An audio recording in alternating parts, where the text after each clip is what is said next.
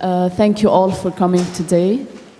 First, I would like to thank everyone who participated in organizing this event. The Red Oak Club members for logistics, Ashwadi for graphic design, and of course the speakers for their great help. They are not here. ما بيسمعوا. مين ما عم يسمع؟ كلهم. Okay. Okay, the past decade has witnessed the rise of numerous social movements whose main claims center... Louder. Just speak louder in your microphone. Okay. يمكن the mic... هيك تسمعوا أحسن؟ So, the past decade has witnessed the rise of numerous social movements whose main claims center on the substance of the cities where they emerged. Istanbul's Gezi Park, Madrid's housing stock, and New York's Occupy are only a handful of examples from what can be described as a global demand for urban inclusion. Building on a platform of social justice, these movements are pointing to the effects of the financialization of land, rampant gentrification, and the rolling back of public subsidies as some of the trends that destroy urban commons and contribute to glaring social inequalities. What about Lebanon? What are the ongoing trends in our cities and what forms of resistance have organized to stop them within the context of the country's sectarian accommodating regime? What are the potentials of syndicates and social movements in influencing this transformation? Where do we as young university students and graduates stand vis-à-vis their claims and their demands? Please, everyone, join me in welcoming the President of the Order of Engineers and Architects, Jad Tabet.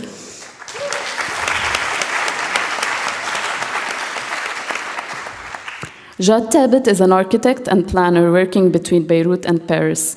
His practice extends over several dimensions of design and research, including the investigation, preservation, revitalization, and rehabilitation of historical urban landscapes and traditional urban fabrics, the design of public spaces, development strategies for sustainable community growth, social housing, and public facilities. Among his projects is an urban renewal project in Ruelle Malmaison, which won the Global Award for Sustainable Development in the Île-de-France region in 2013, and several projects across the Arab world developed in association with Habib Dibis, such as rehabilitation and revitalization of the historic city of Tripoli in Lebanon, and the master plan for the protection and revitalization of the historic center of Tripoli in Libya. Tabet is the author of several academic publications on war and reconstruction, on the relationship between heritage and modernity, and numerous op-eds and positions advocating for the protection of urban heritage and shared spaces in Lebanon, Palestine, Iraq, and Libya. As a widely recognized advocate of heritage preservation, Tabet is a member of the UNESCO World Heritage Committee and of the Steering Committee for the UNESCO Program on the Heritage of Architectural and Urban Modernities in the Arab World. He's also the former director of the International Union of Architects Program for the reconstruction of war-torn cities from 1996 till 2000. Tabet has taught in Lebanon at AUB and at the Lebanese University and France School of Architecture of Paris-Belleville. He also serves as distinguished faculty at the Paris School of International Affairs. Tabet's exceptional practice in the field has earned him numerous awards. He was the recipient of the Distinguished Alumni Award in Architecture from the Faculty of Engineering and Architecture at AUB, and the recipient of the Medal of the French Académie d'Architecture and the National Council of French Architects in 2014. I would like also to welcome Dr. Mona Fawaz.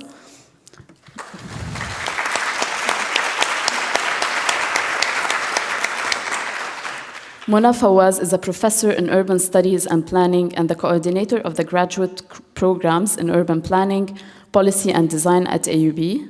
She is also the program coordinator of the Social Justice and the City program, a platform based at Issam Faris Institute for Public Policy and International Affairs at AUB, which aims to formulate an agenda for research, mobilization, and policy advocacy that establishes a partnership between scholars, policymakers, and activists working towards more inclusive cities in Lebanon. Fawaz also was a fellow at the Radcliffe Institute of Advanced Studies at the Harvard University during the academic year 2014 to 2015. Muna's scholarly interests stem from the imperative of making cities more inclusive, particularly from the perspective of enabling low-income dwellers to take part in shaping their cities. Her work spans across urban history and historiography, social and spatial justice, informality and the law, property and space, as well as planning practice, theory, and pedagogy. She is the author of over 40 scholarly articles, book sections, and reports, and has edited several collections of essays on these issues. Aside from these scholarly interests, Muna has been tightly involved in Beirut's ongoing transformations by publishing in the local press and speaking in numerous local venues, where she has advocated for upgrading informal settlements, protecting the urban commons, improving urban livability, adopting more inclusive planning standards, and more generally, defending the right to the city for the urban majorities.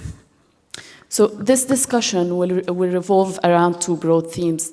First, the processes and the frameworks of change in which Muna and Jad have been involved in, and secondly, the areas of change. So let's start by who you are. Jad, today you are seen as an emblem of change. You did a very inspiring initiative when you ran for elections of the Order of Engineers and Architects. You championed many issues related to Palestine and Lebanon, not the least of which was the stand against the sectarian parties at the Order. So this is an unlikely win. How did you come here? If you could tell us three personal stories or moments that inspired you or motivated you to play this role, what can you tell us? Sorry. Yes, okay. Let's be frank. I never thought I will be, at what time, a president of the order. Although my father was one of the founders of the order in the 1952 and the second president of the order, and although I worked closely with Asim Salam, who was my professor at AUB, and then became a very close friend of mine.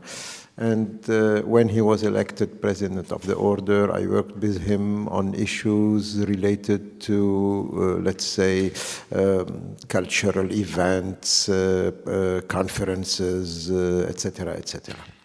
But since Asim left the order, I had no contact at all with this organization.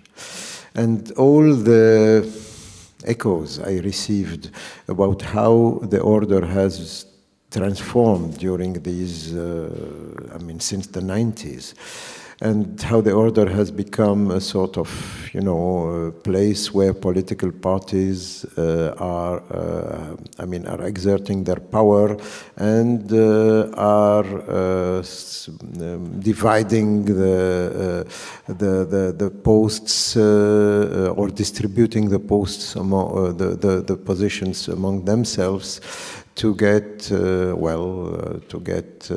let's say, some interest. I never thought I will at any time be involved again in such a place. And then what happened is that some friend of mine came, as a matter of fact, former students of mine came, it was, on December 2016, and told me, look, it was after Beirut Madinati thing, after the Hirak, after everything what happened in Beirut and in Lebanon in the 2015 and 2016. They told me, look, we want to run for the order, and we think you are the right person. I told them, look, I'm living in France. True, I'm always involved in issues and debate in Lebanon, but nobody knows me. I'm in France, and then, I'm too old, etc., etc. They told me, no, you should run for the post. I told them, okay, we'll try. So we tried, I was not convinced at all that we will have a victory. As a matter of fact, the elections were on Saturday, April 8, and I had a return ticket to Paris. I had booked a return ticket to Paris on Monday 10. And I was elected. So, as a matter of fact, the election was not, I mean, let's be frank. I was heading a list of 3 other candidates. We got around 40% of the votes, and I had the possibility of, going up. This is probably due to conflicts between political parties, things of this sort that helped me. But anyway, we had, I mean, this coalition of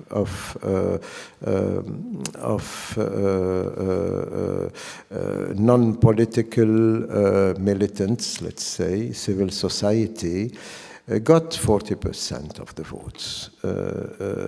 And this was the same, I mean, the same thing was repeated last Sunday, when we again, the same coalition, tried to, presented the candidates for the election of the architectural section against all the political parties united, and the civil society got 40% of the vote.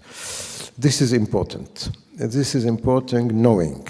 Maybe I'm too long, but this is important. I will just finish there. This is for me very important. It's important knowing that engineers are not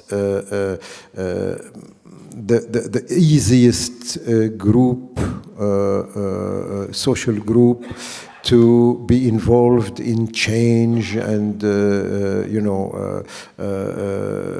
things of this sort. Engineers are directly, most of engineers are directly related to earning their money, projects, etc., etc., etc. And social change, transformation, etc., is, let's say, secondary for them. Maybe you have other groups where this is stronger, but in engineers it's not the case. So if we can get 40% in the engineers, this is very important. For me, it's a very interesting sign. Indeed, this was a very inspiring experience, the one you went through, and it was encouraging. And it gave us all hope, all of us who were involved in any movement or any initiatives to make change happen. Mona, you are an unusual AUB professor. You write in local press, you speak on TV. So how does this relate to your role as a teacher or scholar, if it does at all? Okay. First, let me just start by really thanking you guys for making us say the things we're saying and for putting us here today. It's really heartening to see students being interested in change in the city and in urban issues and in the order and trying to bring change through that. So I'm really grateful for that. For being an unusual professor, I would say one thing. When I came back to Beirut, I was not sure I wanted to be a professor. I was at MIT, I was a student studying city planning, and I wanted to change the city. And so I came back, I was teaching part-time and writing my dissertation and trying to find a way to change things. And at the time, I remember that there was the Directorate General of Urbanism was looking for a director. And I was teaching part-time at the Lebanese University to support myself as a student, and I applied for the job. And what was very ironic is that some of the students I was teaching, and they're wonderful people, but they were my students, were retained for interviews, and I was not. And so I started asking, why would I not be qualified for being director of the Director General of Urbanism, and they were. And I began to understand that I needed to do certain visits, that from the beginning it would be embarrassing to shortlist me and then not to keep me. So I thought maybe I'll just teach at the Lebanese university. And there too, I was told that there were people I had to visit and to ask for permission. And eventually, AUB became the place where I could think and write, and maybe for a long time also think that change has to happen through putting in the realm of the possible for people new possibilities that are not out there. So being able to advocate, for example, which is what my dissertation did, illegal housing or informal housing as a normal way in which low-income city dwellers can access housing, was best done from AUB, because then people don't say you're crazy, they say you're a scholar, and your ideas get some credibility because they're coming from a place that has authority. And I have to say that through my interaction with students, with colleagues, through reading academic journals, going to conferences, I didn't think I was so lonely. There are many other people who think that by changing ideas and by working with ideas, we begin to influence things. I think we're quite privileged to be at AUB at a moment where AUB wants to be involved in the city and where we are being encouraged also as professors to do that. So I think this is how it works, and I'm really happy I'm there right now. Jad, you mentioned last Sunday's election at the Order of Engineers and Architects. So before we discuss this, I want us to talk about the first time you ran for the elections last year as part of Naqabati, an independent campaign. So what can you tell us about this experience? What would you describe as the 3 recipes of winning, and what lessons would you give to people who are trying to make the same fit? Yes, 2 or 3 things. First of all, you should have a very clear and clear program without any compromise. I mean, there have been a lot of discussions when we start running for the elections. Do we have to do compromise with political parties? Do we have to, accept minor changes, minor, etc., etc.? And for me, it was very clear from the beginning that no, we should have a very clear program. We should have no compromise at all. In fact, it's very simple. I was not running to be elected. I was running frankly, I was running, and we all were running, to send a message, a strong message. But it seems that sometimes when you run with a strong message, when you continue and you have a very consistent and very clear position, you can gain, and you can have victory, and you can be elected. This is, for me, very important. You should be very clear for me, okay? Then, the other thing which is very interesting is that analyzing the results of the last year elections, and maybe this year we don't have still the details of the results, but it will be interesting to analyze them. Analyzing the results of last year's election, what happened, in the order, people, engineers and architects vote in separate, how do you call that, separate boxes, 25 boxes. Box 1 are the older, the eldest, my generation, let's say. And then box 25 are the youngest, your generation. What was very interesting is that we had the majority of votes in box 1 and 2, and then from box 16 to box 25. But between box 3 and box 15, we didn't have the majority. This is very interesting because it shows something. There is a generation, my generation, that we can call the pre-war generation, maybe, okay? the generation that was young in the 60s and the 70s, that witnessed a period where there have been a lot of debate about change and social transformation, etc., etc. And then the new generation, which is the generation of, let's say, the Hirak, Beirut, Madinati, etc., etc. And between these two generations, you have 30 years where people, I mean, the years where people didn't have any more any, let's say, any hope of change, maybe any ideal, I mean, any hope, yeah, any hope that some change can become possible. And this generation is mostly involved in making business, okay? I think this is very interesting. For me, at least, it's very interesting. Because what I'm witnessing now is something I never thought will come back again.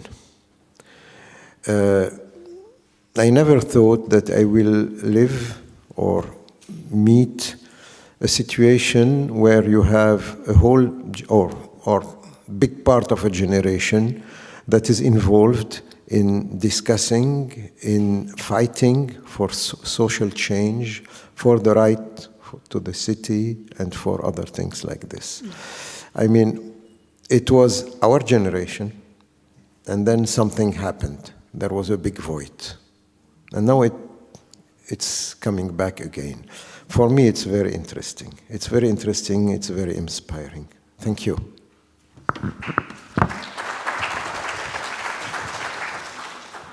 So going back to last Sunday's results, how do the recent results affect your work as president of the order? Would these results, like having few independent representatives, would this affect your work or put some limitations or restrictions? No, in fact, the elections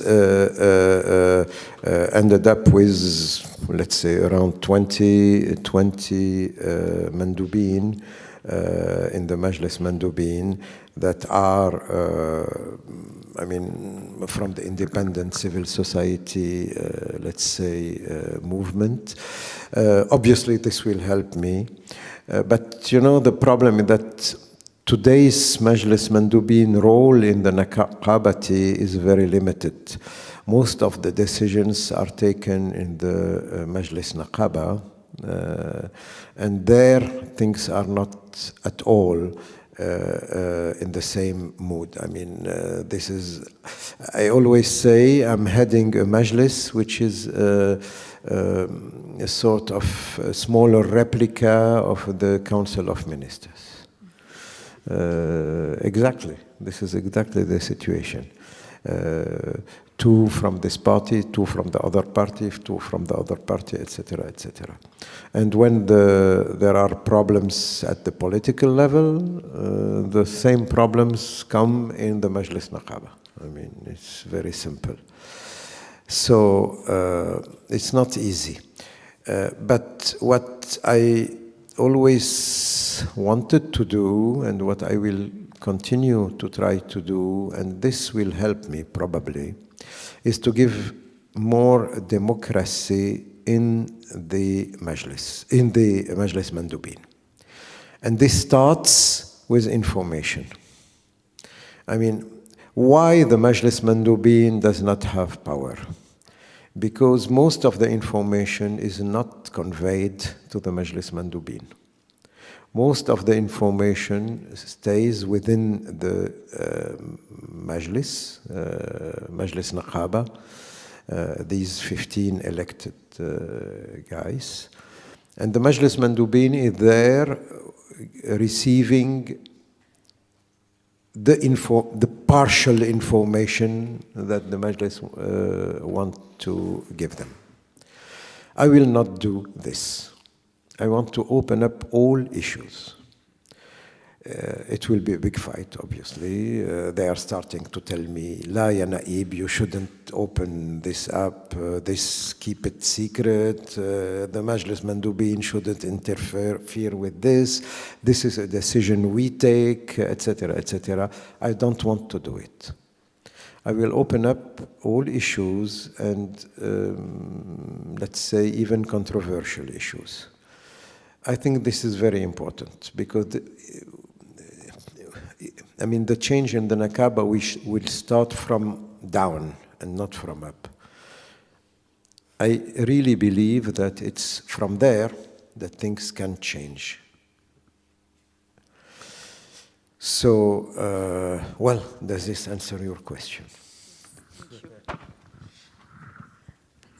Similarly, Mona, you were part of Beirut Madinati, the independent campaign for municipality elections. So can you tell us more about this experience and why this campaign? I was not part of Beirut Madinati. I'm still part of Beirut Madinati, and I think Beirut Madinati is still very much alive and trying to struggle through what every social movement tries to do, which is to shift from being a campaign to being a real movement that can carry change and grow over the years. But I'll just say that, when I described why I was involved, since you're asking me about myself, the university professor being a public intellectual, trying to put in the realm of the possible new ideas and advocate for them from one's position at the university, whether in classes with students or in academic articles or in local journal, newspapers, and any other outlets that cares to distribute this idea. And I don't think this is innovative. I think this is something that that used to be much stronger and that many universities are losing. And so I think that those of us who are engaged and want to make a difference find ourselves very often wanting to ignite something new. And in 2015, during the protests, a lot of us had been involved and going on the streets as university professors, but also people from other venues. And we were watching this and we were saying it's going to happen like every time. People will be angry, they will go to the protests, and then nothing happens, and it will be despair again. So what do we do? And the municipal elections were coming up, and there was something different about the municipal elections, which is that those of us who work on the urban, and I see some of you here in the room, for many years we had already been working together to protect the city's coast, to stop highway development from going through neighborhoods. So we knew each other, and we knew that the language of the city, issues of public space, of affordable housing, rent control, and others, can strike a chord with people. So, and we had been to many politicians' offices using our weight as either competent professionals or academics to say, please do this, please do that. And by then we were convinced that it was not about convincing them. It wasn't the truth that they were going to hear, but that we needed to pressure. So doing Beirut Madinati was, for at least these people, I would say, a moment in which we said it's enough us visiting people in their offices and telling them, please don't do this highway through the neighborhood, it's going to destroy the city, please don't give this building permit or that. It's time for us to say we can take these decisions and we have to be the municipality. And they're really not much more competent than we are. So Beirut Madinati was very much that, but it was also something that allowed other people who had been working on women's rights, on fair elections, and numerous other movements to actually come together. So when it came together, it came as many movements who sort of merged for that moment and created the kind of wave that I think Beirut Madinati did. And the reason why I think it was so important is because it suddenly allowed people to think that change is possible. If we can get 40%, it means that we should have voted, actually. And if I had voted, change would have come. So I recall that immediately after the elections, my phone for 2 weeks was ringing, and it was people who were saying, I'm so sorry, I should have voted, or I should have believed you. And this is very rewarding because it gives you a sense of the fact that change can happen. That's why when Jad told me that he was going to run for the order, I said, you're going to win. And Jad can attest. I had a feeling that you can win, and I think you can. And I think that what we're seeing today in the landscape of national elections is very much this. Sometimes we feel it's chaos, we feel it's loud. Beirut Madinati felt that in this ecosystem it doesn't want to go in. But you know what? It's a lot of people believing in the possibility of change. And from that, I think we see this continuity that Beirut Madinati created. And I think this is what's so important, is that it shows how much competent, honest people who really think about the public good and are not in it for themselves, but actually for change, are ready to be there and to do it. So that's why it started.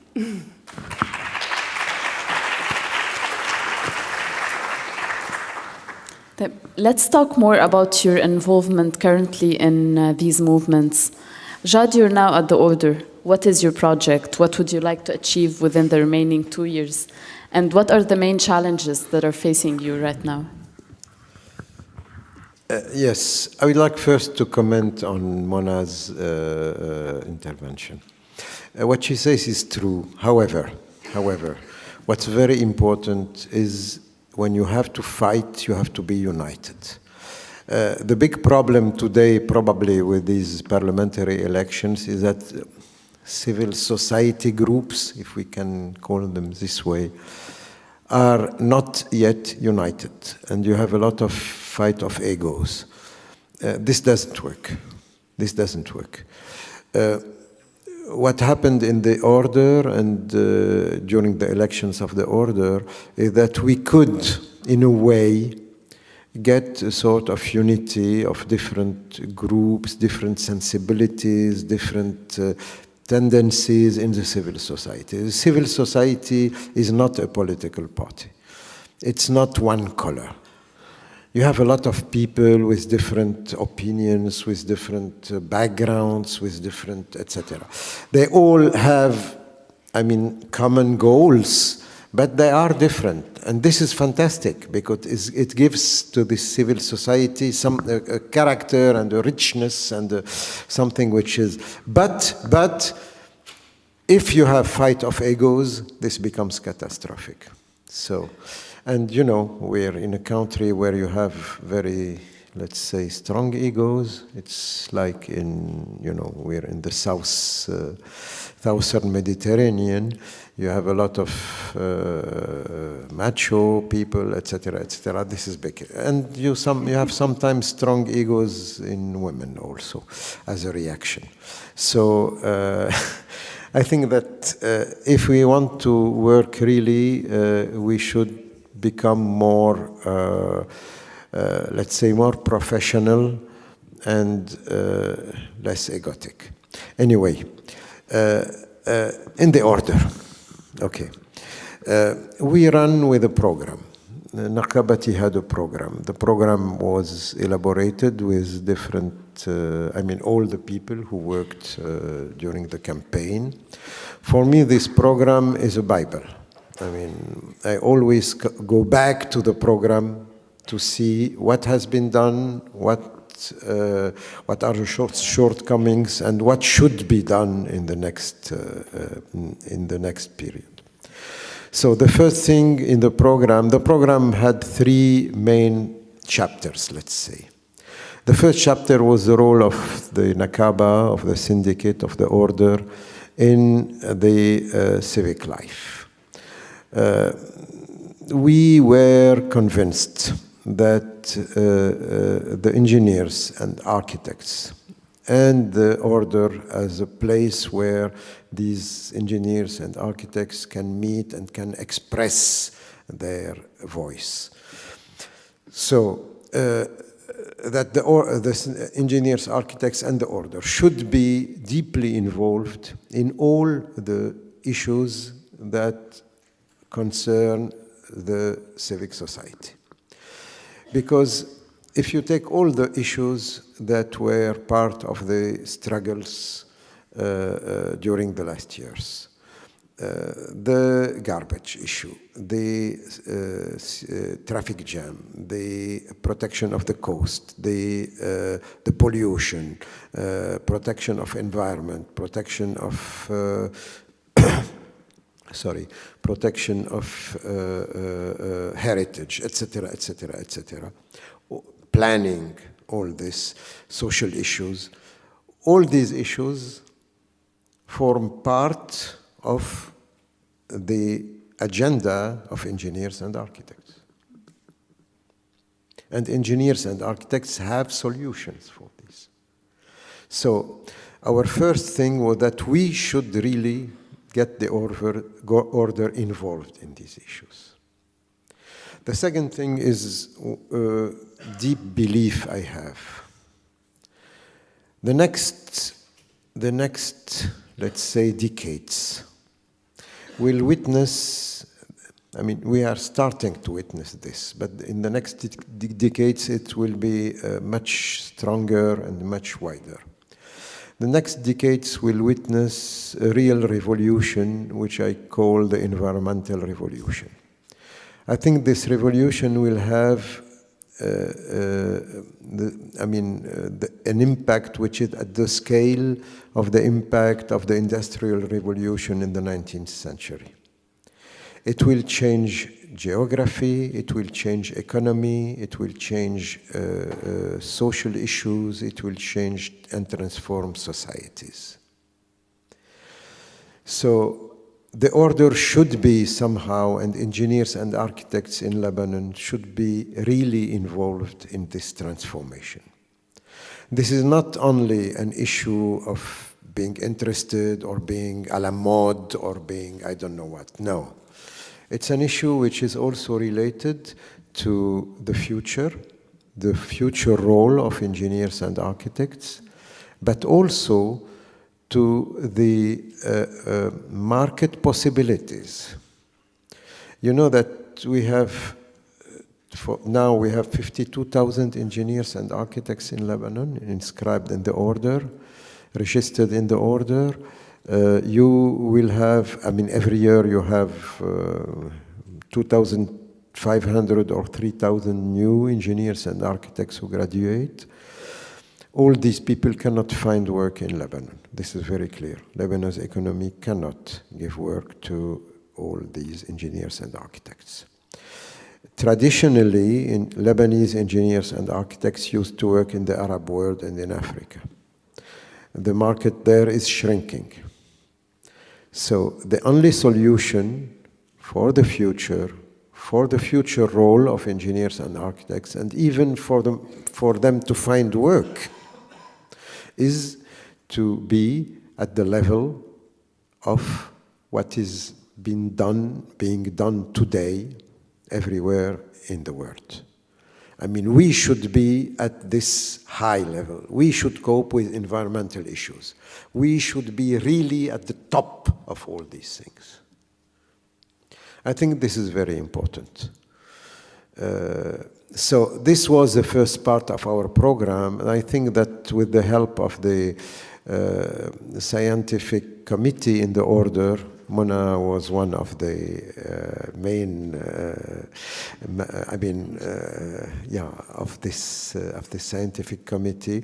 We have done a series of conferences, debates, etc., that put the order in the right track. I would like to continue this in the coming years. The second issue is the issue of reorganizing the order. I'm sorry, I will be long because it's a question. You ask me, what do you want to do? And I have to, okay. The second issue is the issue of reorganizing the order. The order now has 52,000 members, but it's still functioning like a club. So this is not possible. We should put real clear rules of governance. We should put real clear rules of organizational rules in order to get the order really to modernize it and to have it ISO certificated. I think this is very important. This is the only way to transform this order, which is a sort of club with different political parties being involved with pressures, etc., to get the order to become really a sort of a modern professional organization. This is also related to conflict of interest. There is a lot of conflict of interests in the order. There is no corruption in the meaning, in the sense of, simple corruption. But there is conflict of interest, yes. Yes. So we should put rules to avoid conflict of interest. This, for me, is a very important issue. It's a very important issue because it's the future of the order and the future of the profession which is linked to that. The order is very rich. We have $300 million assets in the banks. $300 million assets is not a small amount. We are probably, after Middle East and the Beirut municipality, we're probably maybe the richest organization. Okay. As far as assets in the banks. Okay. So it's very important to protect this. It's very important to prevent these things to be dilapidated. It's very important to put rules. How can we do with these things? Today, in the order, you have 179 bank accounts. I mean, this is terrible. 179. Why? Why? In dollar, in Lebanese pounds, blocked for 2 months, for 3 months, for 1 year, it's a real mess. This should be reorganized. I'm trying to do it. It's not easy because there is this, Ya Naib Lashu kul umru hek. This is what they always say. So I'm trying to reorganize all these things. I think this is very, very, very important. So the third issue is the issue of the contact of the order with the, let's say, those who have no voice. Mainly the engineers in the regions, in the far regions, in Hermel, in Baalbek, in the south, etc., that have no real contact with the order in Beirut. I think this is very important to get in touch with these people. I call them the engineers with no voice, and the youth. And the youth. The young engineers, the young architects. I couldn't do this. It was part of my program. I should say that I couldn't do a lot this last year. There had so many things to be done that I couldn't do this. But it will be on my top priority for the next year. Okay, I think I have put the main issues there.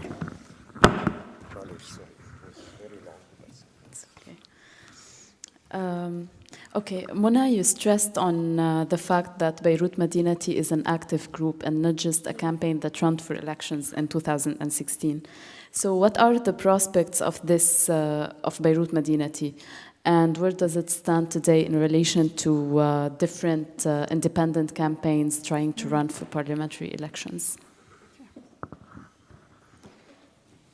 I'll try to be brief. This is huge, but okay. So in the aftermath of the election, I remember that when we were running for Beirut Madinati, a lot of people would say, "What will happen next?" And we would say, "We're winning. We're winning. We don't know what's happening next. We're going to be inside the municipality, and we're going to change the world."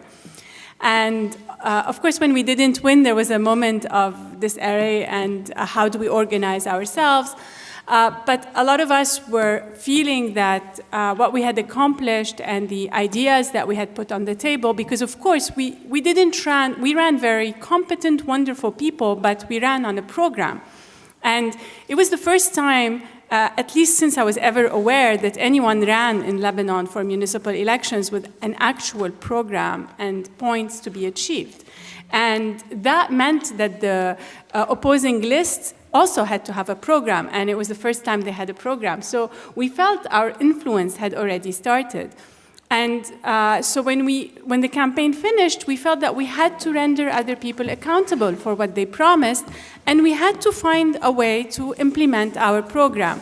So for a summer, a lot of us were meeting very regularly, and we set up a plan for how we will work in the coming years so that we're faithful to the people who voted for us. Beirut Madinati had 32,000 votes, was it? About 32,000 people voted in average for every candidate. So we felt that we had to be accountable for these people, and we came up with this plan, which is that we will organize ourselves roughly in 3 main tasks. The first one has to do with supporting our program, following up on our program in relationship to the municipality of Beirut. So we said we will monitor the municipality of Beirut, we will monitor its decisions, we will make them public, we will render them accountable to the promises they made. Of course, it's easier said than done. The law says that the municipality should publish its decisions and that all its numbers are public.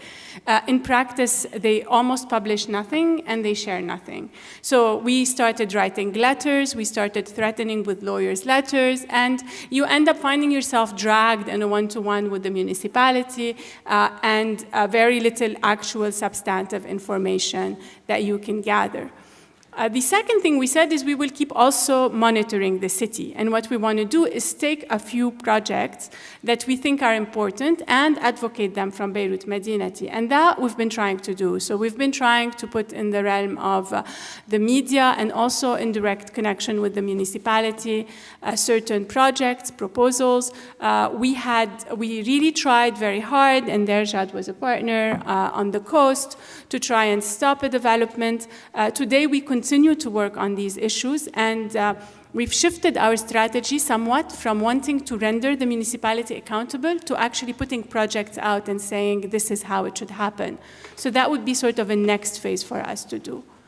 The second piece of our work is neighborhood groups. And there we said that our program was great. It had involved at least we thought so.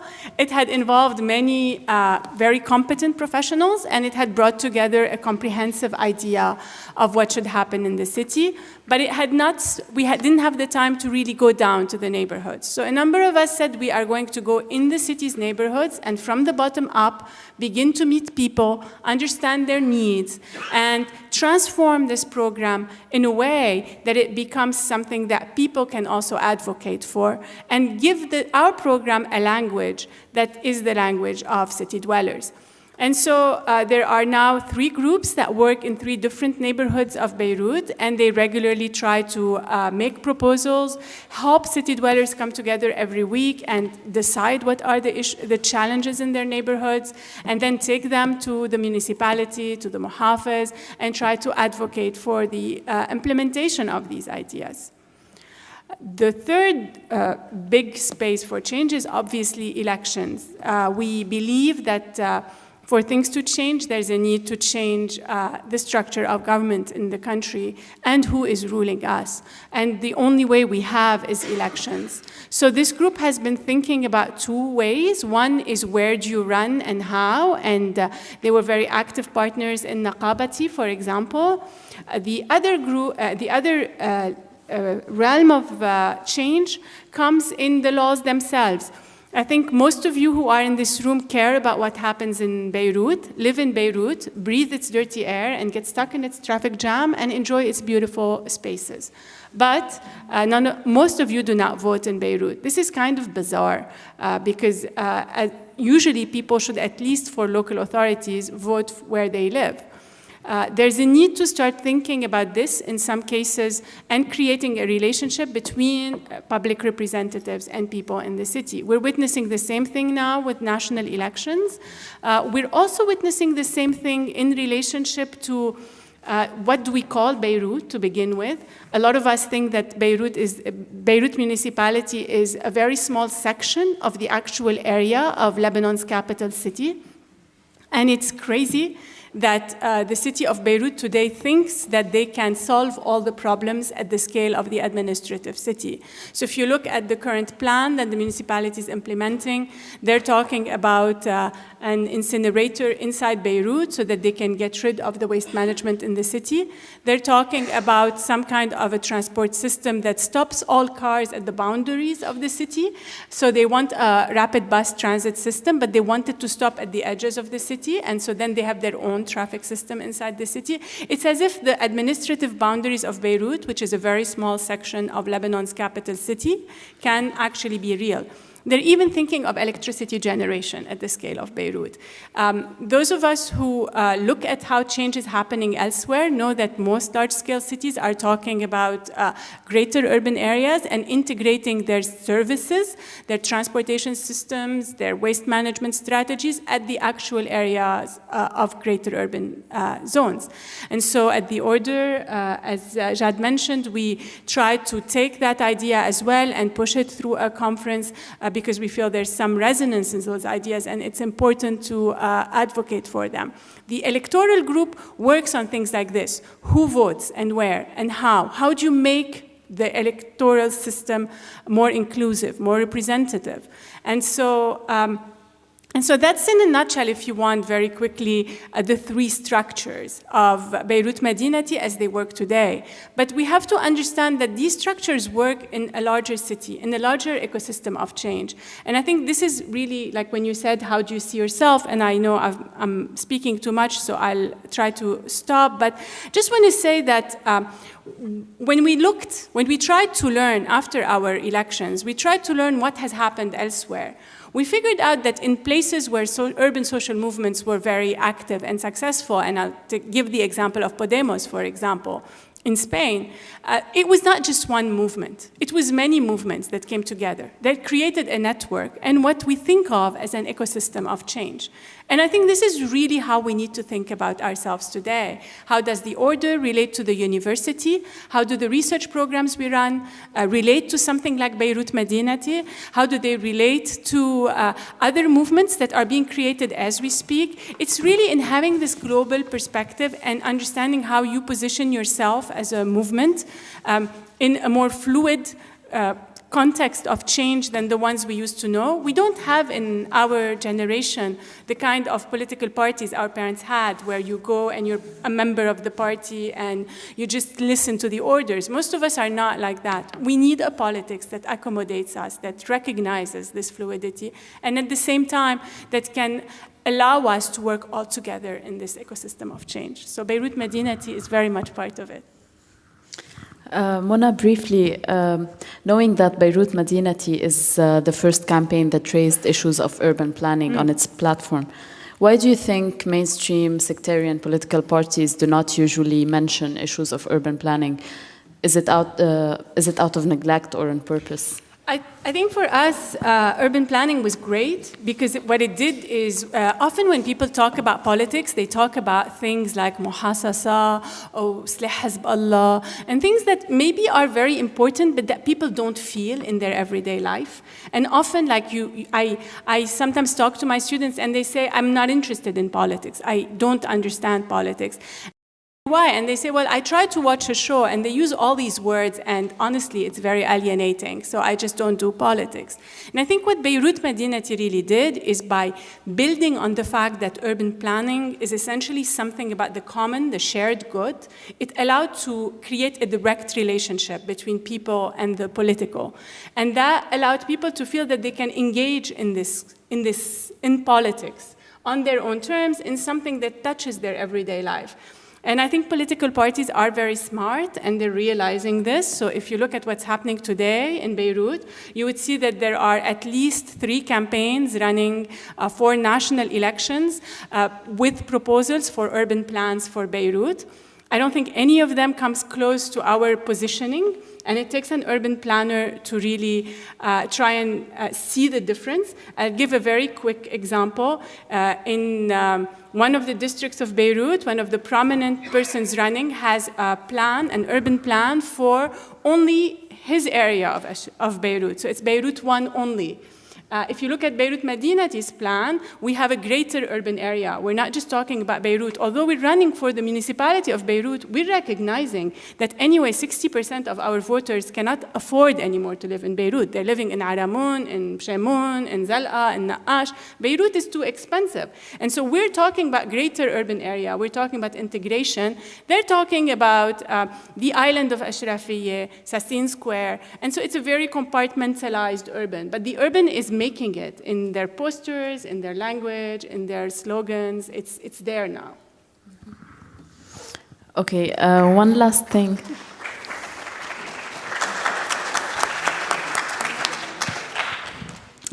All of us sometimes have been put in a position of compromise in whatever movement we're involved in. So, would you consider that Beirut Madinati was somewhat shy about raising the political discourse or being more inclined towards the left, and especially mentioning issues like LGBTQ, refugees, solidaire?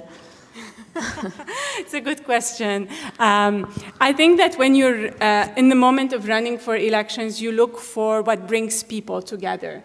And what brings people together in Lebanon today is the fact that we're run by a group that so much doesn't care about people, that honestly, my politics may be to the left. In my own writings, I definitely write with a very critical perspective about solidaire,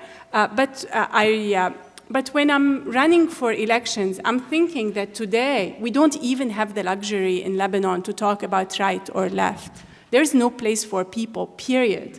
Just look at the security map of the city. We have like 5 islands, closed up zones in the city that protect about 20 men. And all of us, every day, spend hours in traffic jams, and this is scientifically proved, because we have to stay away from these guys. So they're the public, they're 5 people, and we're a majority, and we're just stuck in traffic jam because we're a threat for them. So I personally feel that in this context, if I'm going to start saying I want a politics of the far left, it's just so déplacé. If you're on the far right and you think you're a human being, you have to be fighting for change. And so that's kind of where it came from, especially because in Lebanon, you mentioned solidaire, and it was always a hard point. Solidaire is associated as the political project of one individual, one party. So if you hit on it, you sound like you're just hitting this one person. We're against a principle of not giving space for people in politics. And our message was a people-centered politics. And I think from that perspective, we really didn't compromise, even if sometimes it would have been nice to stand for issues more clearly.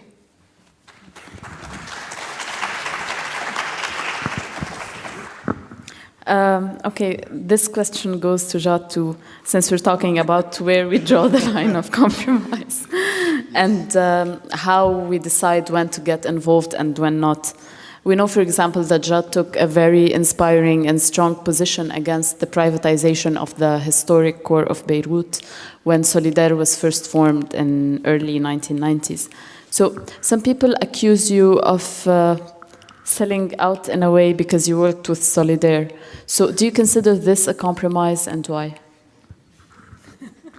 Because of what? I worked for Solidaire. Yeah? Okay. This is a very interesting issue. Yes, what happened, in fact, is very simple. True, I was one of the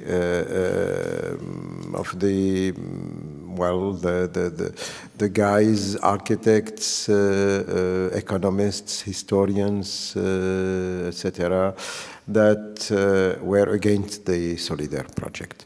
We were against the Solidaire project for a lot of things, mainly because of the privatization and the etc. Okay. What happened is that the project passed through different phases. There was the first phase, the offensive phase, let's say, which is the phase of when the project was launched, 1992, 1994. Then in 1994, a new group came and they said, look, we can hear you. There are real issues, etc., etc. And I should be frank, there was a group in Solidaire who came and spoke with me and told me, well, we know you're you have a lot of criticism, you have a very critical stance. However, we want to prove you that we have changed. And we want you to work on the reconstruction, on the master plan for the reconstruction of the old souks of Beirut. I told them, but you destroyed the old souk. They say, yes, no, it was not us. It was before Solidaire, etc., etc. It was a mistake. And now we want to rebuild them because the BCD cannot, what they call BCD, cannot develop if we don't have a place where people from everywhere, from Lebanon, will come. And we think the souks are the places where people will come. Today, Solidaire is, the territory of Solidaire is a desert, and you want to have people come back there. I told them, yes, but do you know that you cannot rebuild souks easily? I mean, to rebuild souks, you should do social engineering. They said, yes, yes, yes. So I wrote a strategy of social engineering. I started working with the old tenants. In fact, I did my master plan with the old tenants. I mean, I worked with them, different souks, etc., etc. And I gave my master plan to Solidaire, and the moment I presented the master plan, I understood this was totally not possible. It was awful. I will tell you just a story very quickly. While digging in the Solidaire territory, in the souks territory, the archaeologists discovered the old city wall and the old moat that was west of the souks. And it was a continuous moat, a continuous wall that came from, I mean, it was in fact the foundations of the wall from the Mamluk period. So I thought it's fantastic. You should keep this. And we should do a sort of landscape promenade that would start in the Serai Hill, go down along the moat and go till the sea and the new park, etc., etc. And I presented a project like this.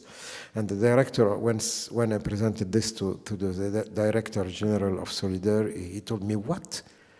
Why are you doing this? I told him, because this is a place, it's a public space where people will come, will walk, a promenade, etc., etc. He told me, what? You know what will happen? All the people from the Dahye and etc. will come here. We don't want them here. So it was very clear that the concept of the Solidaire was not to do a place of social engineering. It was very clear. So, well, I left the project and they did what they did, which is, in fact, a mall. It's not souks, it's a mall. Thank you so much. So now that we talked about the frameworks of change, we really would like to thank you for sharing with us these very motivating experiences and very encouraging experiences. I will hand now the mic for my friend Karim to talk about the areas of change. Hello. So this first question goes for Jad. You lobbied for the protection of Al Khalil and its declaration as a UNESCO heritage site. What are the implications of this achievement? What is the symbolism of this city, and how is it related to the resistance against Zionism specifically, which obviously you have a very critical opinion of? Well, Al Khalil, it's Hebron. It's a city in Palestine.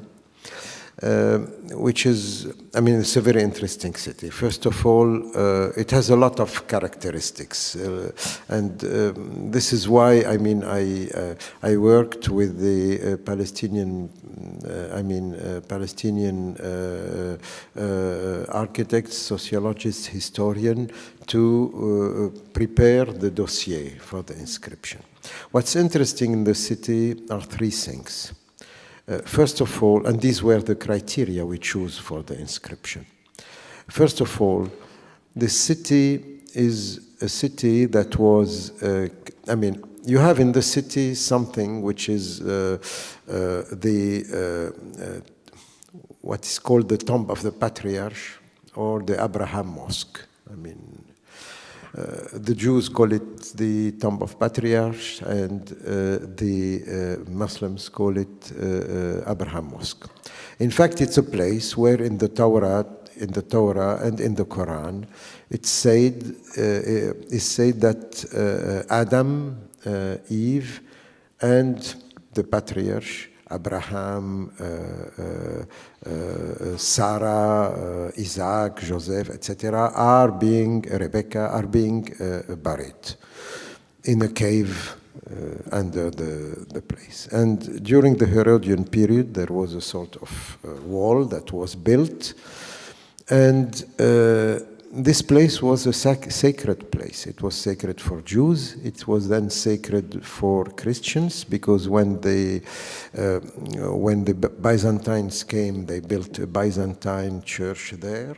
And then when the Arabs came, they built a mosque. They transformed the church into a mosque.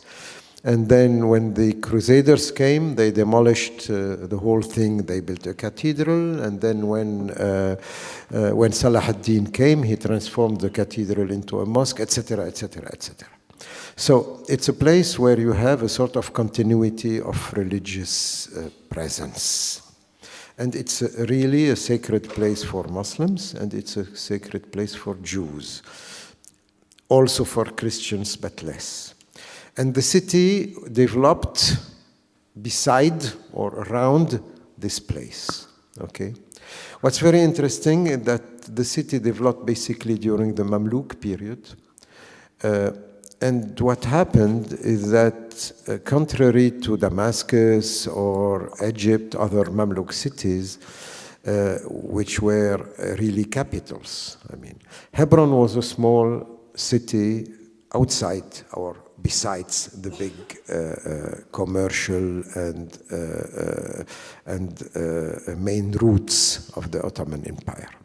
So the Ottomans didn't intervene in the city. They didn't intervene in the fabric of the city. They built quarters on the south and on the north of the old Mamluk city. So the city preserved its Mamluk fabric with a very interesting typology, which is Hebron Haush, which is completely different from all other typologies you can find in the Arab world and the Arab cities. So this is a very interesting place. It's, yeah. So inscribing this city on the World Heritage List was inscribing it for these values.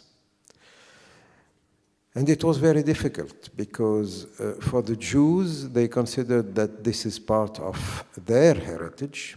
As a matter of fact, Hebron, the Tomb of Patriarch or Abraham Mosque has been inscribed on Israel list of heritage, national heritage, although it's in the Palestinian territories. So it was very important to say that no, and to have a recognition by the international community that Hebron, first, that Hebron is part of Palestinian territory, and second, and this is for me very important, that although it is a Jewish sacred place, it is part of the Palestinian territories, which means that the issue is not a religious issue. It's not a religious issue. A sacred place, a Jewish sacred place, can be part of Palestinian territories. I mean, this was very important. It was a very difficult fight. Israel tried all what they could to prevent the vote, to postpone it, etc., etc. But finally we won.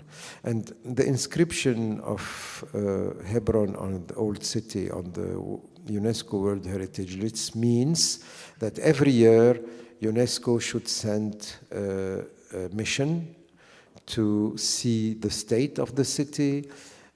You know that it's a city where the Israeli settlers are very aggressive and they prevent Palestinian people from walking from one part to another, etc., etc. So every year UNESCO will do reports about this, and this is important. Thank you for the historical outlook. I think it's very interesting to see how the dynamics relate to the politics of Palestine. This is for Mona. The conference series at the Order of Engineers and Architects this past fall was designed around one single plan, the National Master Plan of Lebanon. As a member of the scientific committee at the Order, why did you think this plan was a priority to address? And by the way, from now on, because of the limitation of time, we'd prefer that it stay at a maximum of 3 minutes per question.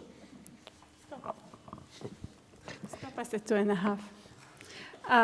Okay, I'll be brief. I did not choose the theme alone. Obviously, Habib Dibis is here and was very much a partner in crime in this conference series.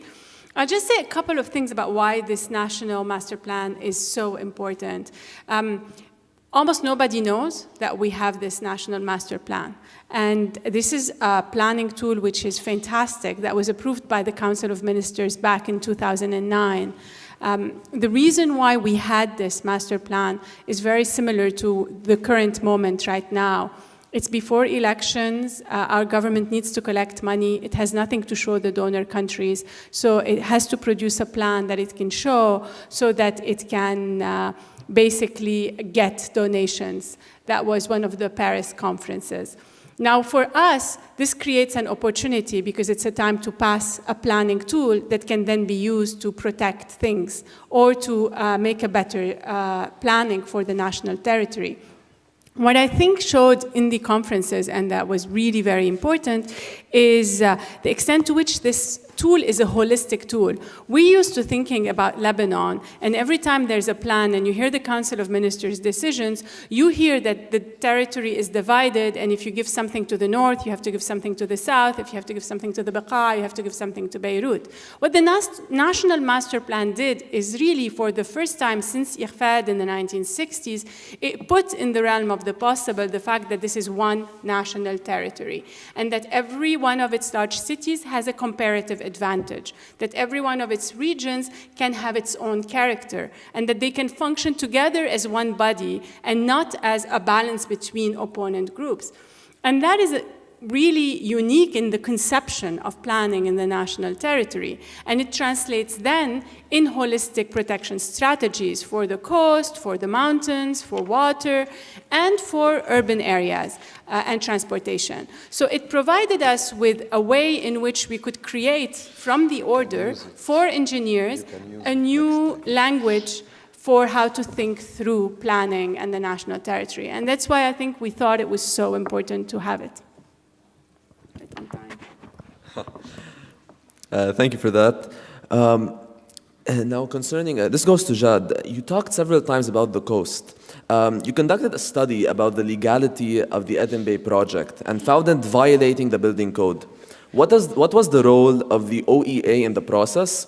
And of course, the same to Mona, Beirut, Madinati, and you personally as a professor chose to write a lot about the coast. Is it a side concern? And if not, why do you prioritize it? Yes.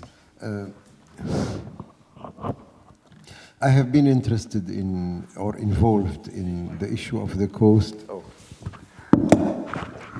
I have been involved in the issue of Lebanese coast since the 90s. As a matter of fact, when I was working with Asim Salam, when he was president of the order, we organized a conference, a one-day conference about the coast in 1997, I think. And we published a book about this. Why the coast? Because it's a for me, it's a very critical issue. Most of the Lebanese population is living along the coast, and there is a lot of pressure on the what remains of the Lebanese coast.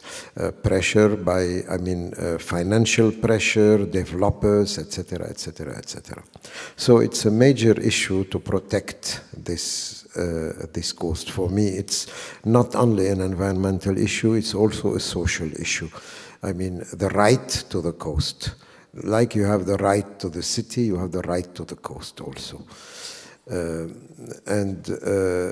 Well, against all these trends to privatize continuously every parcel of land in the coast, we started, I started my fight since the 90s. Now, Eden Bay. What happened is very simple. I was involved in the opposition to the project when it started. And when I became president of the order, I don't know why, the president of the republic asked me to do a report. So I went to the Muhafiz, I took the permit, I did a lot of research with different administrations, etc., etc. And I discovered eight major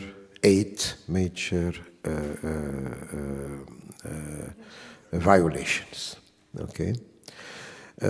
So I wrote my report, I sent it to the Minister of Fighting Against Corruption, Nula Twaini, who sent it to the President, and then, well, we have a lot of, I have been criticized by the Muhafiz, so I wrote letters to the Muhafiz. And then what happens is that, 3 months ago, the Muhafiz wrote a letter to the order saying that your president is involving the order into things that are not of his business. The order has nothing to do with this. This is very bad, etc., etc. So I had to fight in the committee, in the orders committee, to say no. On the contrary, this is part of our role. So now what happens, I don't know. The issue is now blocked. We received the occupation permit, Rukhsat al-Iskan, where you have also other irregularities. I sent a letter to the Muhafiz and to the President of the Republic pointing out the other irregularities in the Rukhsat al-Iskan. I don't know what happens. I don't know if they got the Rukhsat al-Iskan or not. But, I think this is part of the role of the order. At least it's part of the role of the president of the order, of the Naqib, who is member of the Higher Council of Urban Planning, and who in this position is directly involved and directly interested in issues of planning and regulation.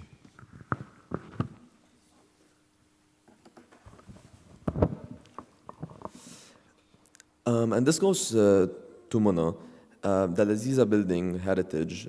Now, both of you were very dismayed about the destruction. A very important question, and this really relates to our identity as a club, is heritage for the rich? Is that your concern? Okay, I think you asked first if the coast is shishi and then if heritage is for the rich. I think it's good to think about that for a second.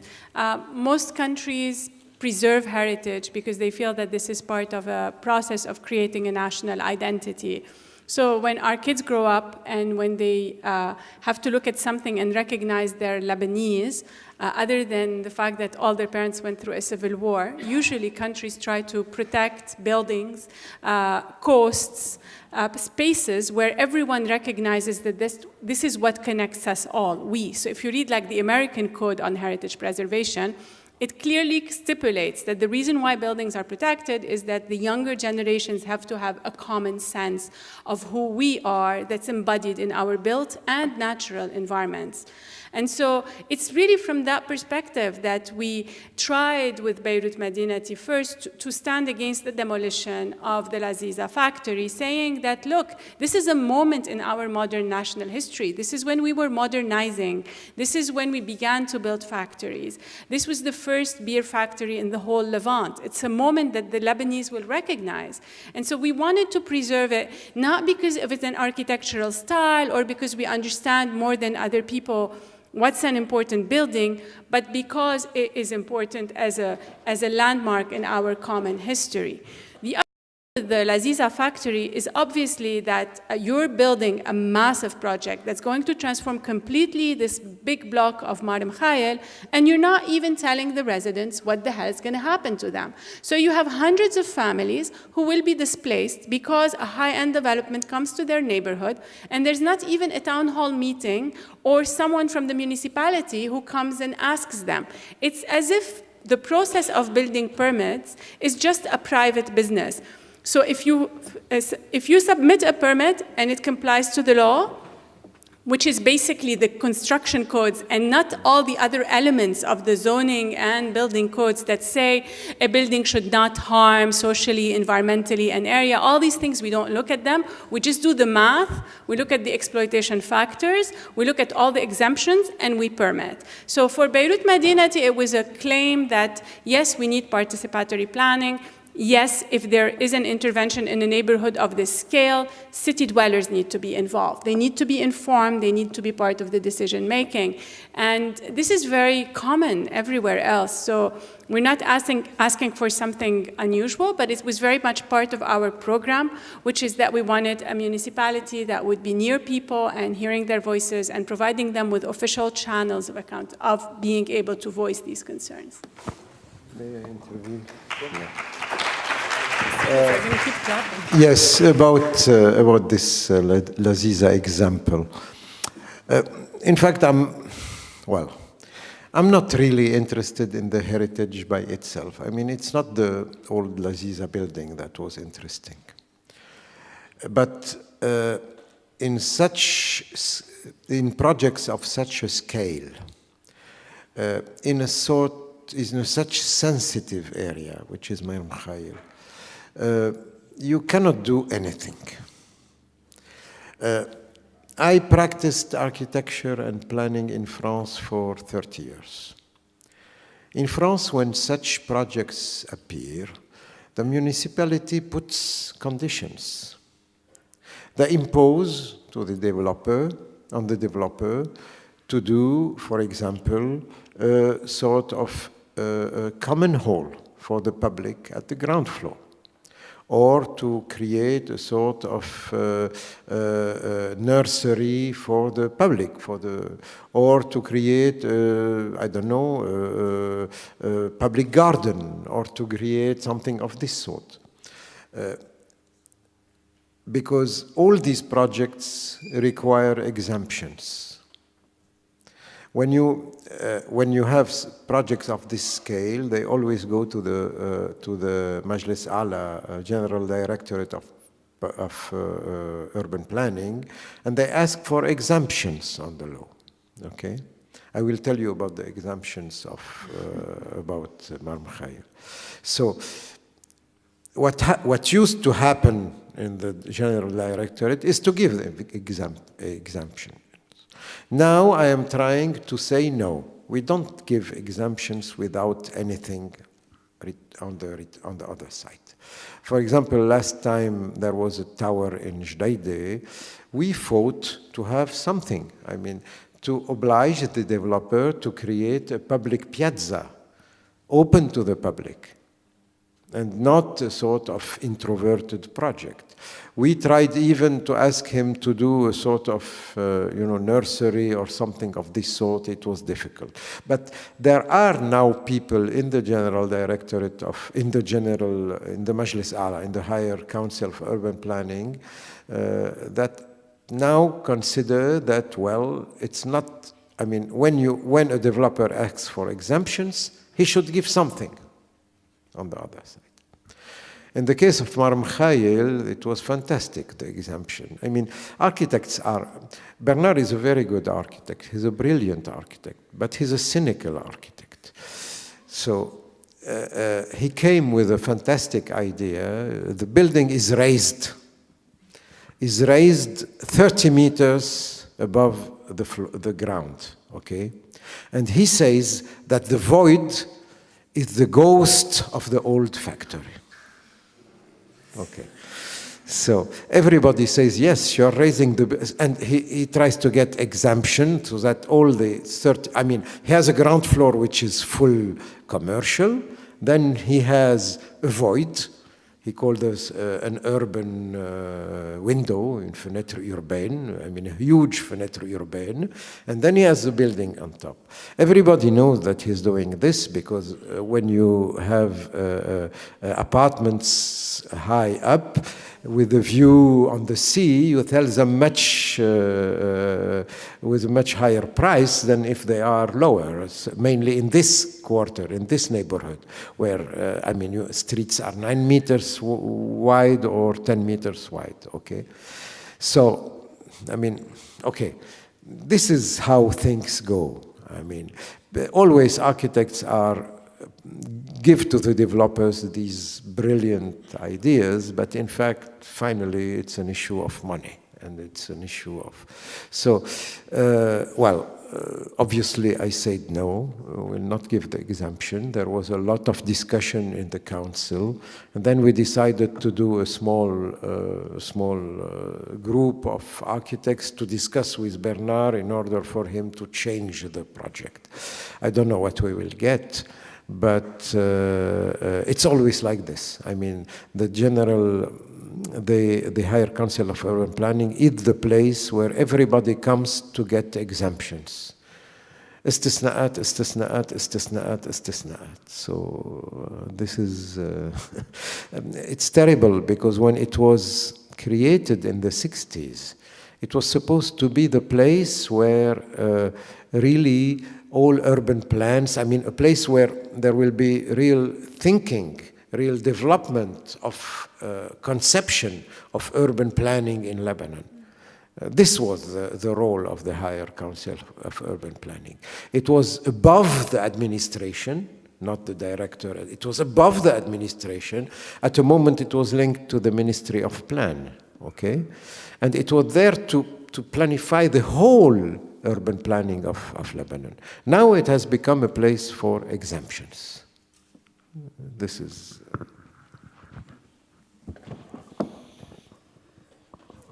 This is going to be our last question before we open the floor for questions from the audience. As we all know, in Lebanon in particular, the banking system and the real estate sector are very integrated. As an alternative to the housing loan process, public housing has always been one of the main concerns of the public. Is there any possible, maybe legal, pathway to provide public housing or any sort of subsidized housing service for the low-income classes? What different means do you both propose on this subject, based on your personal experiences and research? And of course, I suggest that, knowing the time limitations, each give around 3 minutes. Okay, I'll just say that according to the last World Bank study, 90% of the loans given by private banks in Lebanon now are to private parties are given for something related to real estate. 90%, either to housing loans or to developers to build. So in Lebanon, there's this myth, quand le bâtiment va, tout va. Yes, you say this is great, when you're not actually creating que le bâtiment va because you're over-subsidizing it to the point where what happened a few weeks ago is that the central bank had to tell the Public Housing Corporation, you cannot give loans anymore. We are overextended with these loans, and the banks are now in trouble as well. I say this to say that it's an economic model where housing finance came and may have saved some people, but it came not to save people, to help in the circulation of capital, and it has put the entire country's financial situation at risk, but also acted really as a massive disincentive for anyone to do a productive economy. Because when your real estate speculation is so productive, when land is so expensive, it's the substance that you live from. If you want to start a business, if you want to have a home, if you want to have a playground, if you want to have a school or a museum, you need land. And if land is so unaffordable because public policy has made it such, you end up with the kind of situation we have in Beirut. So definitely the situation today to be addressed needs to be a rethinking of our financial/housing strategy in a much more integrative land strategy where the price of land is put under control, where speculation is taxed, where land value capture taxes, which are the kind of taxes that can allow the public to take back the speculative profit and reinvest it in the public, are actually introduced, and where literally every city has a strategy to take back some land from the market and create it as its own stock of affordable housing, public space. So last week in the Social Justice and the City program, we proposed an intervention, and in that sense, we actually have a policy brief that describes two approaches that can be implemented immediately now in Lebanon without a change of law. One of them, Jad just touched on it a little bit. The municipality is king. It can decide not to give a single building permit unless a developer gives something back. In the United States, that something back very often is a percentage of affordable housing. So the city of Beirut can decide that it has a goal, just like the city of Cambridge, like New York and others, that it has a goal that within 20 years, it needs to have a 30% stock of affordable housing, housing kept below market value, and it can put the incentives and the mechanisms to actually work with developers, incentivize them to build housing. I think in a country like Lebanon, this is a much more approachable and possible option than actually going directly into the building of public housing by public agencies. It solves a lot of the issues of allocation, because usually in third world countries, when the governments build public housing, they end up giving the housing to their friends, and that creates a problem. And it creates a long-term mechanism in which cities have stocks of affordability. And that's what you need, not because we're socialists, the United States does that, even if the Oak Club wants us to be, but because really every single study around the world has shown that when income inequality grows the way it has in Lebanon, and also, I don't know, those of you who saw the figures that were published in Akhbar a couple of days ago, we have 1% that own more than 50% of the bank deposits. We have 60% who own less than 0.5 of the bank deposits. When you get to these situations, you get to insecure cities, you get to urban violence, you get to an economy that cannot grow because there's too much concentration of wealth. And these are proved facts. So to counter those, we need to begin to think about how we can turn our cities from just a piece of land that we speculate on to actual living spaces. Thanks. Yes, I will be very brief. I will speak about my experience in France, since I worked a lot in public housing, logement social, social housing, as I call it in France. What's very interesting is that there have been a shift from the time I arrived in the 80s and then now. In the 80s, the logement social was basically an issue that was tackled by Office d'HLM that created social housing linked to the mayors in general. Or to the municipalities, and very often the apartments, as Mona said, were given to the friends of the mayor. or the friends of the municipality elected people. Okay. What happened is that since the 2005, let's say, there have been a shift in the policy. Obviously, there are still HLM, there are still those kind of things. But there have been a new strategy that I witnessed in Paris, for example. There have been a map, I mean, the municipality made a map of social housing in Paris, and they discovered there are discrepancies between different arrondissements, okay? And even between different zones, even in the same arrondissement. So they defined regions where you had a deficit in social housing. And in these areas, a law was passed. I mean, not a law, the building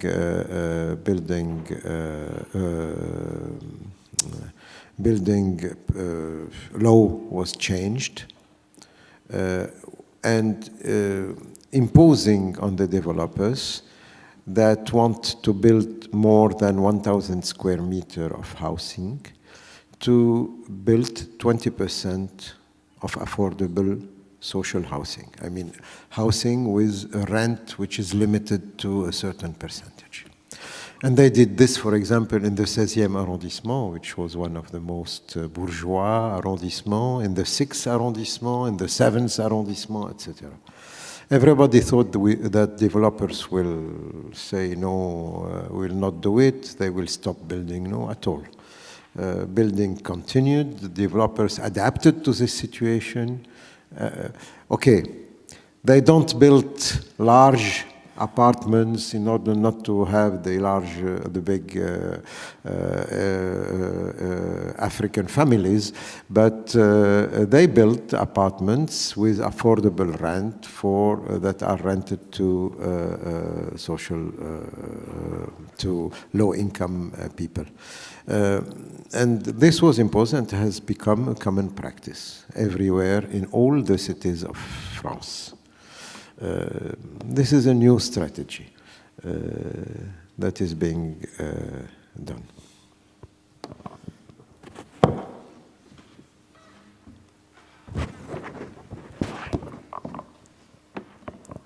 Thank you for both of your insights. At the moment, the panel and floor will be open to questions from the audience. Good evening. My question goes to Jad Tabet. So we clearly have a problem in social housing in Lebanon. And now it's at the peak of its crisis because we don't have any money to give to the people who already maybe are paying their down payments and everything else. So it's definitely a problem. We also have a second problem, which is we don't have a public demande publique or competitions for architects, and that is public, and it's very important, I think, for architects, this kind of demand. So is the Order of Engineers and Architects capable of playing this role of creating competitions and maybe doing the financement of some social housing way, maybe with the money you have and the 300 million you mentioned earlier, or maybe also it would be like taking a part of the money that the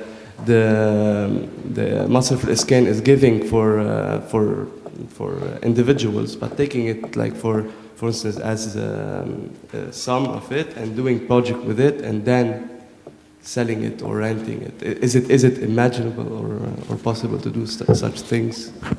Okay, these are two different questions. First of all, the issue of competitions. It is a very important issue. I am now working with a group of architects in the order to put up a sort of model of competition program. I mean, competition rule.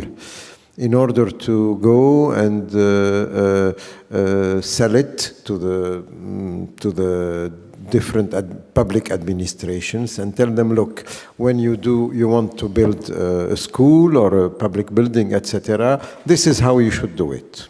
I mean, okay, with a competition, these are the competition rules, etc., etc., etc. Okay.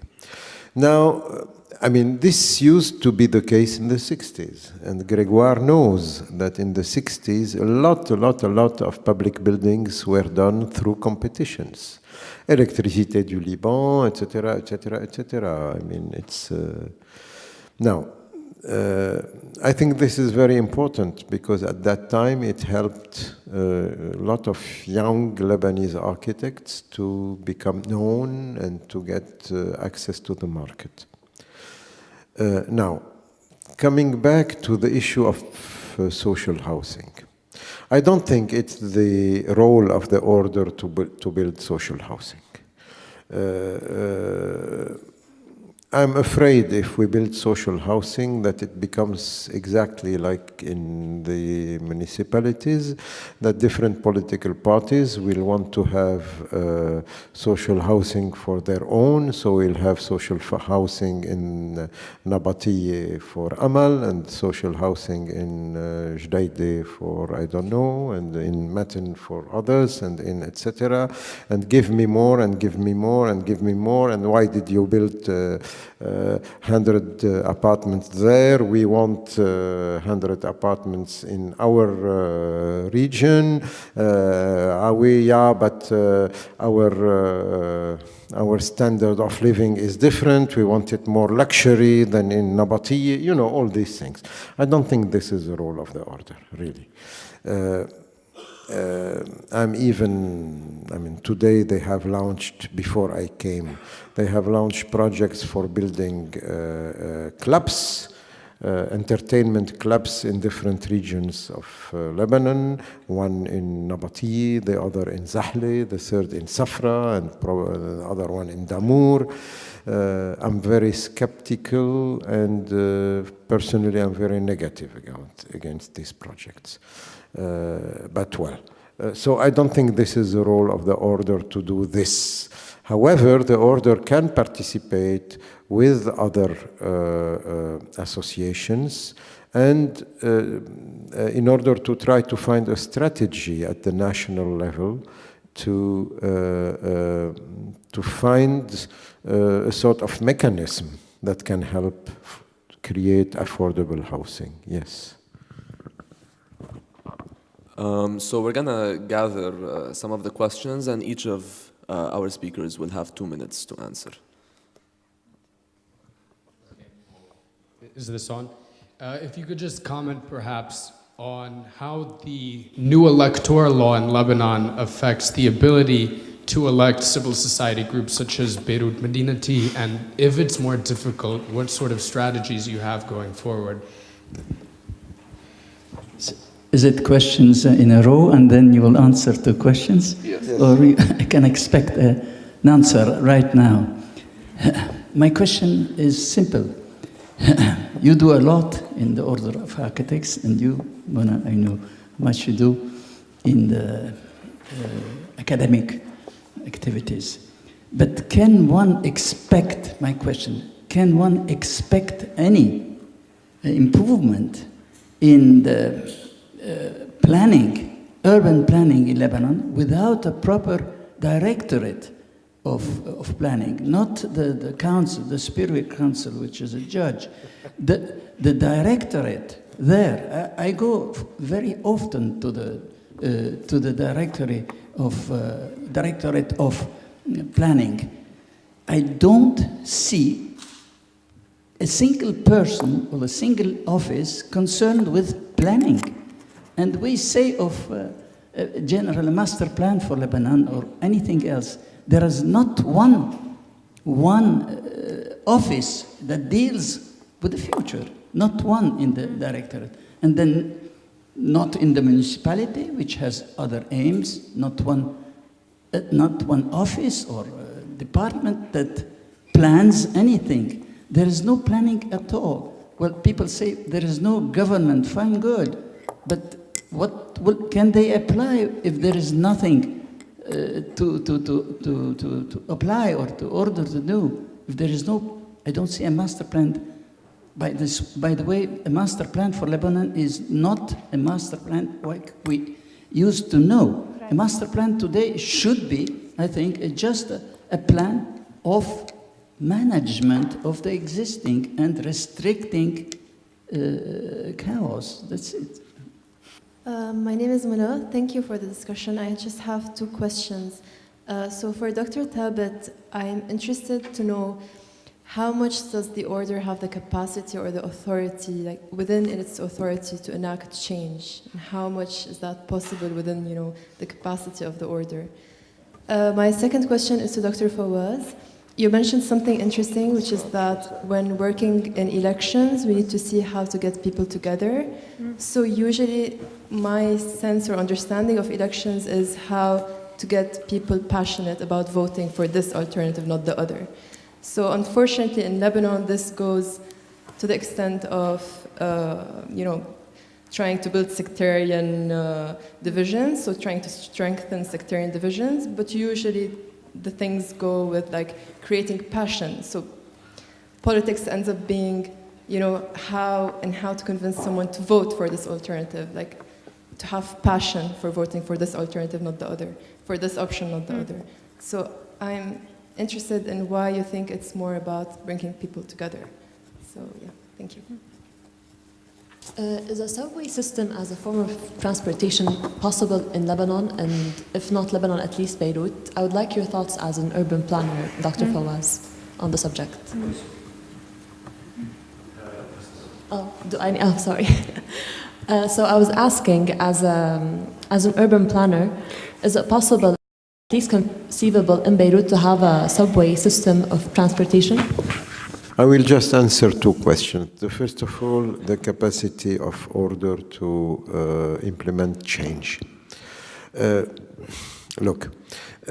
Change does not come like a sort of magic, with a magic thing.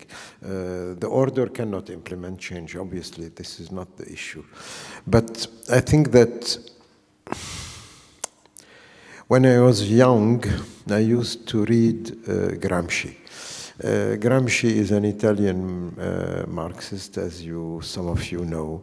And for him, and what's revolutionary in Gramsci is that he doesn't think revolution comes as a sort of, appraisal of things that, sort of coup d'etat. Revolution comes when revolutionary parties, because for him it was a communist party, revolutionary parties start progressively to become to take some positions and then become hegemonic in the culture, hegemonic in the way of thinking, impose your view to everybody. Okay, so I think that change for me, now I am no more I'm no more Marxist, and I am no more. I don't think that revolutions come this way. I don't think we will. That world. I don't want anymore to change completely the world. I want to transform it. This is different. But I think that transformation comes when progressively, in different places, in different sectors, in different, let's say, political or syndicates, etc., organizations, a new dynamics is imposed. And I think that the order is one of these places. It's not the unique place. You have the order, you have the municipalities, you have a lot of places like this. And I think that what we can do is to create a sort of momentum where all these movements can at one point create something which becomes a sort of hegemonic thinking, hegemonic culture in the society. Now, concerning the Directorate of Urban Planning, yes, Gregoire, it's like all our administrations. I mean, I'm sorry, but when, you know that the administration in Lebanon is terrible, and mainly on urban planning, they don't even think about planning. Khalas. Since 2006, I think, very few master plan has been done. I mean, it's now ruled by a sort of, ad hoc things. Well, this is the situation of the country, but we have to exert pressure. That's all. I mean, I'm trying to do it in the higher council, more and more trying to impose a new culture of planning. But it's very, very, very difficult. It's very difficult because nobody wants it. I mean,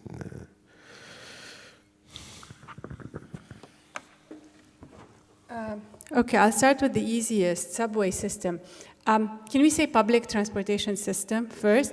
Beirut was developed and grew as a city around 3 major public transportation systems, 3 major arteries, historically. So if you go back 50 years ago, not only did we have public transportation, but the entire logic of the city growth happened around these public arteries. So what we can say very safely, if a city developed historically on these, it means we can definitely do them. If a subway system is today too expensive, we can think of alternatives like the rapid bus transit as a transition maybe. But definitely we can have a public transportation system. There are options on the table. There are plans. What is missing is the political will.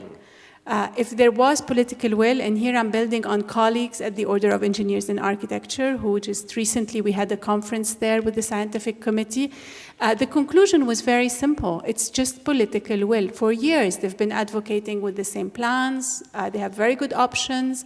They have strategic interventions to integrate the informal sector with the formal one, so it works. But public decision makers are not willing to make that jump. There's inertia in the system, and there's a sense that the private car ownership and car mobility is how things work. And we need to be convinced that this is not how it works. We need to convince them that this is not how it works. Part of it is by practice. If many of us walk, whenever it's possible, we can begin to exert the change by forcing the making of sidewalks and things like that. About the new electoral law, this is like if you open your television every day, if you look at your Facebook every evening, there is a lecture on the new electoral law and the possibilities it creates or doesn't create. So I will never claim to be a political analyst or someone who knows. What I'm hearing is that the proportionate law definitely creates an opportunity, which is mostly killed, according to what I heard the head of the parliament, Mr. Birri, say a few days ago, that we passed a truncated law that brought back the old law by imposing what they're calling sota tafdile. So if he's saying this and feeling sorry for us, that the proportional law was kind of killed at the end, I think you can trust him. He knows what he's talking about. So I do think that, though, that there's a level of uncertainty that is being thrown by trying a new law. And I think everyone is aware of this, and there's all sorts of extrapolations. And if you hear among people trying to run for office now, every 3-4 days there's a new rumor. The Shiite seat, and I don't know what is the one up for grabs. But all in all, I think there's a level of uncertainty that's creating hope, and this is good. Finally, the passionate sectarian. I think we think that politics is dirty and that it's about ta'ifiyya, it's about sectarianism. And so we try to stay away from it, and whenever we think about it, we think that rallying people has to happen on bad things, on you're Shiite and he's Sunni, you're Syrian and I'm Lebanese, you're a migrant worker, I'm a national. I think that what we need to do is, and this is what politics means to me, it's a project of giving people a sense of a collective, that where they can all feel they belong, and that belonging is a positive belonging. So I want to be with you because both of us believe in a society where women and men are equal and where there is social solidarity across classes so no one sleeps on the street. If I can convince you of this project, I'm not setting a project against someone else, I'm setting a project for something. I think this is the essence, and this is the problem with leftist thinking for a very long time. I'm also very much someone who thinks through Marxism and finds that the frameworks are very useful, but there's a problem. It's that we always say how bad things are, and we feel very contempt in sitting there and criticizing how intractable structures are and how we cannot change them. And I think that what is needed today more than ever is a politics of the possible, and people not saying what is wrong, but suggesting places where we can be. Yes. And that this really creates passion. And we saw it with Beirut Madinati. It was magical. It was really magical. The number of people who just came and said, I'll do anything, this is where I want to be, suddenly they believed in this possibility of change. And that's why I said a we. And I think there, the city, the material of the city makes this we very tangible for people, and it makes it possible to associate with it. One last round of questions. Good evening. Thank you for the lecture. However, there's an issue that always kind of bothers me. And can I begin with the fact that it is a truncated law, the new electoral law, and what Mr. Tabet has initiated the lecture with, which is that we are running basically to just state a point more than to actually win. Upon that, we have talked about social engineering, we talked about the ecosystems of urban planning, and therefore I would like for you to elaborate more on the refugee issue, because I see that the refugee issue within the electoral law is absolutely not tackled by any of the parties, particularly the civil society parties, and if tackled, then in a very shy, humble way.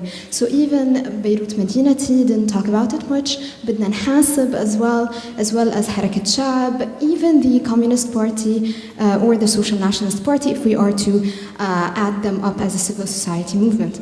So all those are not tackling the refugee camps in Beirut as a main element of the urban structure of Beirut, especially that even if I get out of Beirut into the entire unit of Lebanon that you were talking about, we would see that the refugee camps, if they are tackled as a basic issue, they would help the society of Lebanon, between quotation society, because what is society? I mean, they are part of it. So if they are tackled in a very political, civil way, then I think they would enhance our ability to develop all urban spaces. So from Sur, the refugee camps of Sur, Beirut, etc. So why aren't they tackled politically in the civil society movement? Thank you.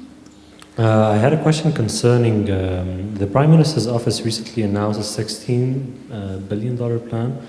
I think that they're putting ahead for the Paris conference, to attract investments and all this. I was wondering if you had, if you received any feedback about what this plan, contains, if it's only infrastructure, what it's going to do, etc. Good evening. My question is to Mr. Tabet. It's a brief one. You were talking how, as a president of the OEA, you were going and sending reports to the President of the Republic concerning projects that had violations like Eden Bay. But as an institution which serves as a representation of engineers and architects in Lebanon, and as an institution which represents a profession, I was wondering if there are any mechanisms to hold the engineers and the architects who participate in projects with violations accountable. And if not, then why not? And if yes, then how do you think it would be possible? Thank you. Yes, maybe. Yes, this is a very interesting issue. In fact, in the law that governs the OEA, there is something about the responsibility of the engineers, etc., etc., etc. But in the same time, in the law, it's said that the role of the order is to protect the engineers and to protect them from any, so it's a sort of contradiction because, yes, there is a responsibility of the engineers, and on the other side, it is as if the OEA is there to just help the engineers escape the law and escape the punishment. Now, what we are doing, there is a procedure in the OEA. When an engineer commits something bad, he can receive, first of all, a warning, and then loan, and then he can even be transferred to a disciplinary committee. But this is, for the time being, it has always been limited to think that has nothing to do with doing false permits or violations of the building code, etc., because there is a general belief that the order has nothing to do with imposing the law and the building, and has nothing to do with evaluating if a project is complies with the building law or if it violates the building law. So what I am doing now is that I have created a sort of system in the ground floor, at the ground floor in the engineering, in the OEA, where when an engineer comes or an architect comes to get the occupation permit, رخصة الإسكان, he has to bring photos of the building. And then there is a comparison between the photos of the building and the rukhsa. And if he hasn't done things, he has either to prove that to do a rukhsa ta'dil, to have the project comply to the law through the rukhsa ta'dil, or if not, I have sent a dozen of letters of laum to the engineers. And if you have 2 or 3 laum, you could be sent then to the sort of disciplinary committee, Majlis Ta'dibi, etc., etc., etc. It's a difficult process because there is a lot of resistance in the order against this. Saying it's not our role, we're not police, we don't have to do this, this is the role of the state, this is the role of the Tanzim Madani, this is the role of the municipalities. I'm trying to create a sort of new practice, a new culture, but it's not so easy.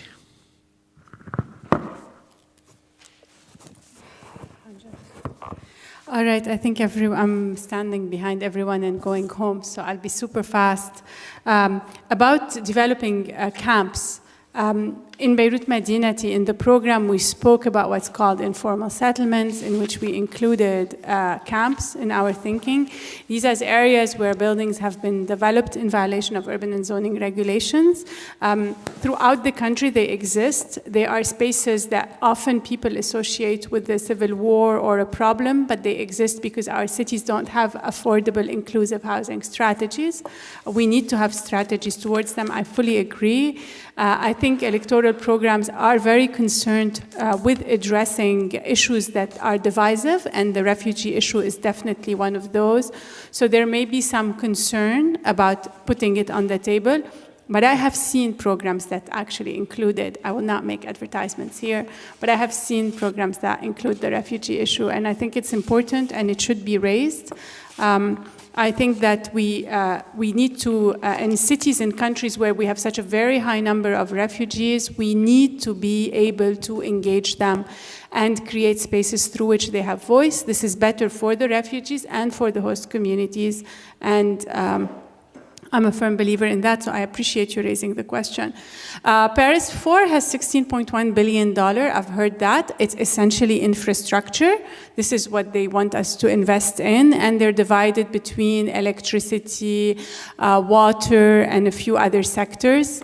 What is standing there is a condition that we do a public-private partnerships everywhere. So the PPP has come in, and we passed the law in anticipation. Of course, what we call private sector does not take into consideration, for example, the fact that our water is provided in Beirut, most of us, because of informal sectors and people willing to bring the water home. Electricity comes through an informal sector, so does transportation. So the complexity of the situation is not addressed in anything we've seen in these plans yet. These plans are not public. But the World Bank has made a requirement for the national government to engage planners and have a public debate about them, or at least a debate among some of the planners. So I'm very much hoping that since Jad is the head of the order, at least he will be invited, if I'm not, and that we will get some information about it. It's not the case for the time being. So that's where we are. We're trying to gather any information we can get to and to talk to decision makers. I work with the Center for Lebanese Policy, the LCPS, and we have all the intention to try and at least create some framework where people are informed and demands are made from expertise on the basis of what Paris 4 will do. We're very afraid, all of us, that the same positions that we've heard from the World Bank before and the IMF, basically freeze public sector hires, are actually implemented. These have been terrible. They've emptied out our public agencies from full-time competent people, electricity, internet and technology, water agencies. They all don't have any more competent people because there are freezes on hires. So we're afraid of all these things, and we think that as people who care about a strong public sector that actually can create services, I think we need to be concerned about this. And here, the we concerns everyone sitting here. I'm not speaking on behalf of anyone. I hope I answered quickly. It's a massive topic. Thank you. Thank you all for coming today. Thank you, guys. I'd just like to thank our speakers for such an amazing discussion. I mean, a lot of interesting points were raised, but unfortunately we didn't have time to discuss them more. And we congratulate you for everything you've done so far. And you might know this, but I just want to say that you have friends and allies here and people who are always willing to be very actively engaged with you. Thank you. Thank you, guys.